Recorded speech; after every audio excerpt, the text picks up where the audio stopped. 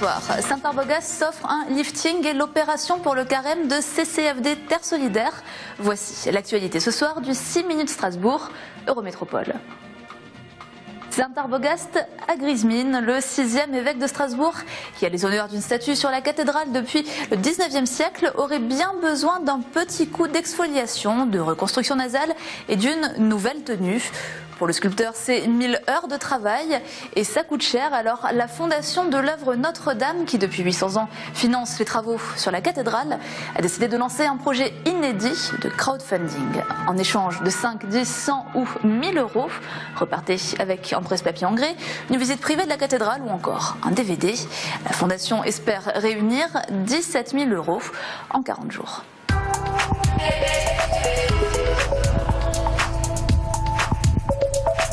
L'idée, effectivement, c'est de faire en sorte que la population puisse participer d'une façon plus active à la restauration de notre patrimoine. En effet, les dons sont quelque chose qui est traditionnel, mais les gens, pour se sentir plus concernés, ont besoin d'identifier un objet en particulier. C'est pour cette raison qu'on a donc choisi cette statue du Saint-Arbogast pour proposer son financement au public. Donc cette statue manque sur la cathédrale depuis à peu près un siècle. L'idée qui a été proposée par l'architecte en chef des monuments historiques, c'est de la restituer. Donc c'est dans ce cadre-là que nous devons faire une opération de restauration et nous proposons au public de participer à son financement par cette opération de crowdfunding. C'est aussi une façon quelque part de montrer que même si la fondation est ancrée dans le passé au niveau de la transmission des savoir-faire, des traditions, nous sommes en même temps dans le monde moderne parce qu'effectivement en utilisant le mécénat participatif et donc notamment les réseaux sociaux.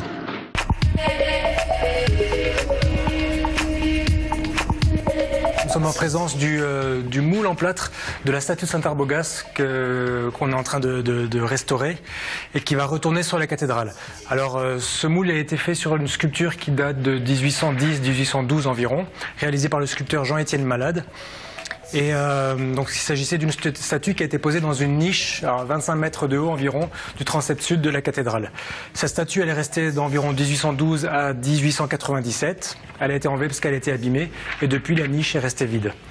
Donc le travail consiste maintenant à remodeler toutes les parties manquantes. J'ai déjà commencé à faire le plastron, le bras. Il y aura aussi la main gauche qui tient la crosse. Donc pour remodeler les parties manquantes, je travaille d'après des photos anciennes qu'on a retrouvées dans le fonds documentaire de la Fondation de l'œuvre Notre-Dame, où on voit à peu près à quoi ressemblaient ces parties-là. Donc à partir de là, je vais remodeler avec du plâtre sur le modèle en plâtre. Ensuite, les remodelages en plâtre, qui sont finalement des greffes, je vais les faire en copie conforme dans du grès, dans de la pierre, qui elle sera incrustée sur la statue en pierre avant qu'elle ne soit reposée sur la cathédrale. Avant cela, avant de la reposer, il y a aussi une étape de conservation qui va être menée sur l'ensemble de la statue pour qu'elle résiste le mieux possible dans le temps par la suite.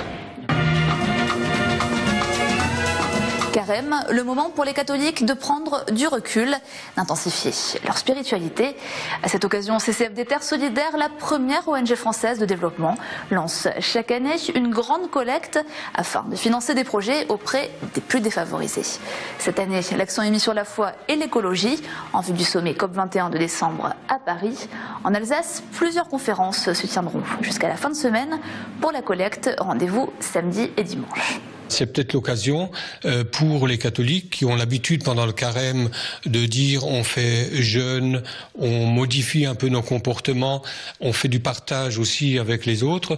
Alors ce jeûne pourrait être aussi un jeûne pour le climat, ça peut être aussi un changement de comportement qu'on propose à travers des tentures, dire il y a des petites choses très simples que vous pouvez faire aussi au quotidien pour permettre à ce que cette création qui est de plus en plus détruite par nos comportements de l'homme, puisse être transmise à nos enfants et nos petits-enfants dans de meilleures conditions.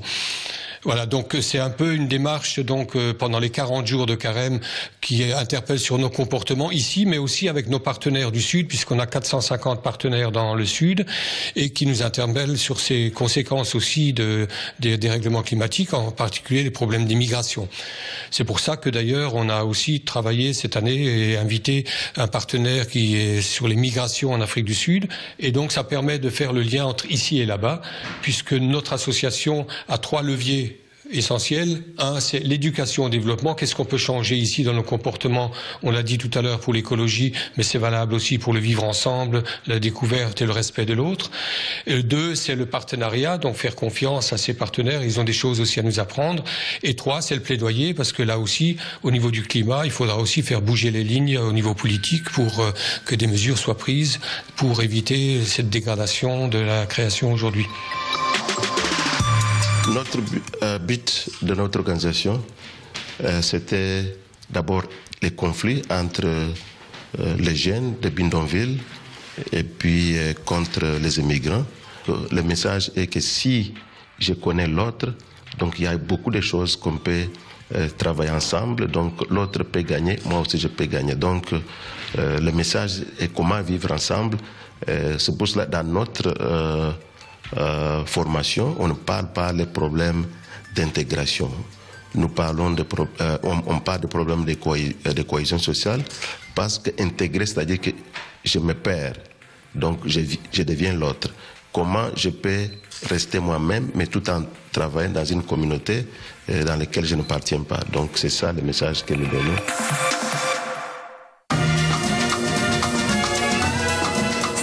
Eurométro sur Twitter.